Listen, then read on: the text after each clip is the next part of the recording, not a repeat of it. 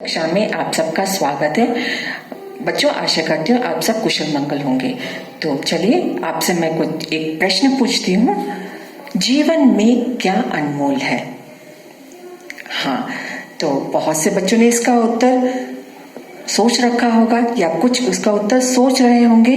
धन, कुछ ने कहा धन, किसी ने कहा संपत्ति और किसी ने कहा समय।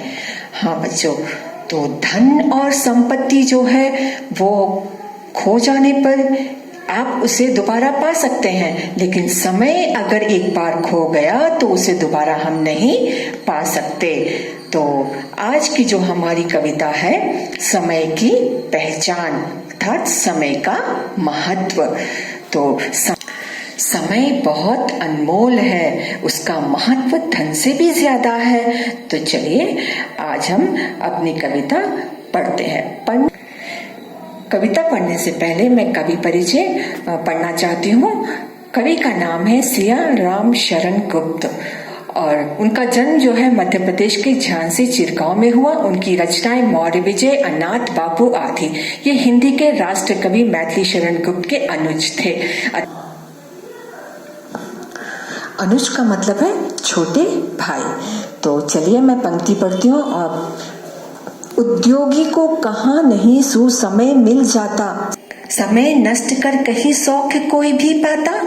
अर्थात उद्योगी का अर्थ है मेहनती, सौख्य का अर्थ है सुख। तो समय सबसे बड़ी संपत्ति है। परिश्रम व्यक्ति समय का हमेशा सदुपयोग करते हैं। अगर समय को व्यर्थ जाने दिया तो लौट कर नहीं आएगा। समय को नष्ट करने से कभी सुख नहीं मिलता, अर्थात सफल नहीं होते। आलस ही यह करा रहा है सभी बहाने, जो करना है कर लो अभी, कल हो क्या जाने। देखिए, आलस मनुष्य का सबसे बड़ा शत्रु है।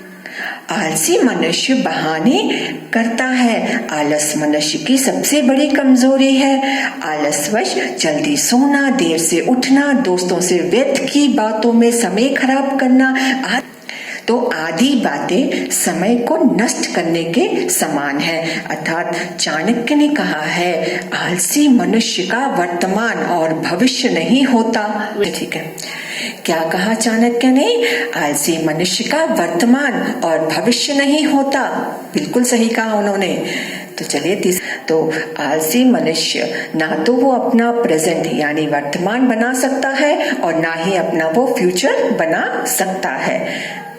पा सकते फिर नहीं कभी तुम इसको खोके, चाहो तुम क्यों नहीं चक्रवर्ती भी होके।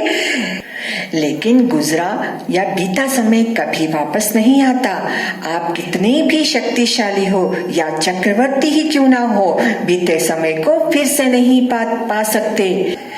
तो बच्चों, चाहे आप कितने भी चक्रवर्ती हो, चतुर हो, इंटेलिजेंट हो, लेकिन आपने अगर आलस में अगर समय बिताया तो समय को आप दोबारा नहीं पा सकते हैं। तो कर सकता कब कौन द्रव्य है इसकी समता, फिर भी तुमको नहीं है जरा इसकी चिंता।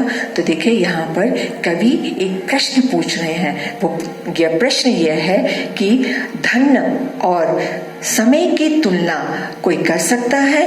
बिल्कुल नहीं, कोई भी धन और समय की तुलना नहीं कर सकता, क्योंकि धन जो है खोने के बाद उसे हम दोबारा मेहनत करके पुनः प्राप्त कर सकते हैं, लेकिन समय अगर एक बार चला जाए तो उसे हम दोबारा प्राप्त नहीं कर सकते। फिर भी तुमको नहीं है जरा इसकी चिंता। तो यहाँ पर कवि क्या कह रहे हैं कि समय इतना कीमती होने पर भी इसे व्यर्थ जाने देते हैं और किसी प्रकार की चिंता नहीं करते। बच्चों, तुलना का अर्थ है कंपेयर करना। तो समय ईश का दिया हुआ अति अनुपम धन है, यही समय ही अहो तुम्हारा शुभ जीवन है। ईश का मतलब है ईश्वर, अनुपम का मतलब है अनमोल। तो यहाँ पर जो है समय ईश्वर की दी हुई अनमोल संपदा है। हमें इसकी कीमत पहचान कर अपने जीवन को संवारना चाहिए। यह समय ही हमारे जीवन का निर्माण करता है। पल पल से ही बना हुआ है जीवन को मानो। अर्थात तुच्छ का मतलब क्या है यहाँ पे? छोटा। छोटा ना जानो एक क्षण को तुम, हमें एक क्षण का उपयोग करना चाहिए, एक क्षण को भी व्यर्थ नहीं समझना चाहिए। हमारा जीवन एक एक पल से ही निर्मित होता है। करना है जो काम उसी में चित्त लगा दो, आत्मविश्वास करो, संदेह भगा दो। अर्थात जब कभी भी आप जो भी काम करेंगे तो पूरे आत्मविश्वास के साथ करेंगे। अर्थात इसका मतलब है सेल्फ कॉन्फिडेंस के साथ आप पूरा काम करेंगे और मन लगाकर काम करेंगे। और कोई भी काम करने से पहले आपको संदेह नहीं होना चाहिए, शक, यानी जैसे ये काम मैं नहीं कर सकता, इतने इतने बड़े आंसर्स हैं, मुझे याद नहीं होंगे, तो इस तरह के जो है संदेह या शक आपके मन में नहीं रहना चाहिए, इसे आपको भगा देना चाहिए पूरे। बच्चों, कवि कह रहे हैं समय का महत्व का उदाहरण दे रहे हैं और कह रहे हैं कि वो अनमोल चीज है और इसका एक क्षण भी आप व्यर्थ नहीं कर सकते हैं। ऐसा सुसमय भला कब तुम पाओगे, खोकर पीछे इसे सर्वथ पछताओगे। सर्वथ मतलब हमेशा।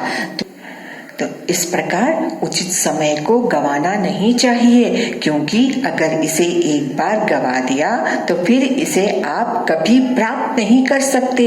समय निकल गया तो बहुत पछताओगे। अर्थात बच्चों, आपको समझ में आ गया होगा समय का महत्व और समय की पहचान। समय जो है बहुत महत्वपूर्ण है और उपयोगी भी है। समय को अपना सच्चा साथी बना लो और हमें काम करने का अवसर जो प्राप्त हो उसे व्यर्थ जाने नहीं देना चाहिए। बच्चों, जीवन में परिश्रम, मेहनत और दूसरी जिम्मेदारियों को सही समय पे पूर्ण करते रहना चाहिए। जीवन में काम और दूसरी जिम्मेदारियों को सही नियंत्रण यानी वर्क और लाइफ में बैलेंस रखेंगे तो हम सफल हो जाएंगे। अच्छा बच्चों, इस कविता को अच्छे से याद कर लो। भावार्थ के रूप में ये पूछे जाते हैं प्रश्न इसमें। धन्यवाद।